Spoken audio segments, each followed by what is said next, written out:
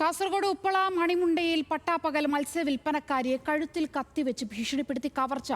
ശാരദാ നഗർ സ്വദേശി ഗംഗയാണ് കവർച്ചയ്ക്ക് ഇരയായത്. സംഭവത്തിൽ മഞ്ചേശ്വരം പോലീസ് കേസെടുത്ത് അന്വേഷണം ആരംഭിച്ചു.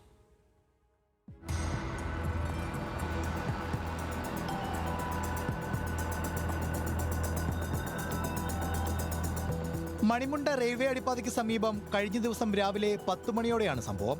മത്സ്യവിൽപ്പനക്കാരിയായ ഗംഗ ഉപ്പളയിൽ നിന്നും ശാരദ നഗറിലേക്ക് വീട്ടിലേക്ക് പോകുന്നതിനിടെ വഴിയിൽ പതിയിരുന്ന രണ്ടക്ക സംഘം ആക്രമിക്കുകയായിരുന്നു.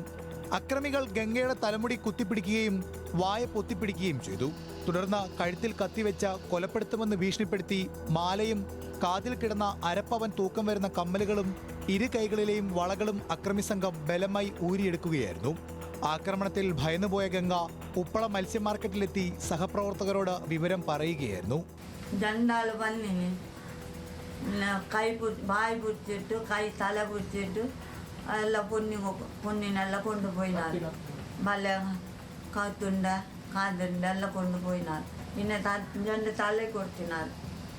അങ്ങനെ എല്ലാം എടുത്തിട്ട് കൊടുത്തു. കത്തിയിൽ ചെല്ലിയ കയ്യെല്ലാം കത്തിയിടും. അത് വെള്ളം എടുത്തിട്ട് തരണം. ഞാൻ ചില വായിലെ കൈയിട് അപ്പം ഞാൻ എല്ലാം തരാൻ ചില വായിൻ്റെ കൈ എടുത്തിട്ടില്ല. ഞാൻ ഉടി കൂട്ടിയിട്ട് ഞാൻ എടുത്തിട്ട് കൊട്ടൊക്കെ എടുത്തിട്ട്. സംഭവത്തിൽ മഞ്ചേശ്വരം പോലീസ് ഗംഗയുടെ മൊഴി രേഖപ്പെടുത്തി കേസെടുത്ത അന്വേഷണം ആരംഭിച്ചു. പ്രദേശത്തെ CCTV ദൃശ്യങ്ങൾ കേന്ദ്രീകരിച്ച അന്വേഷണം ഊർജിതമാക്കിയതായി മഞ്ചേശ്വരം പോലീസ് അറിയിച്ചു. ന്യൂസ് മലയാളം, കാസർഗോഡ്.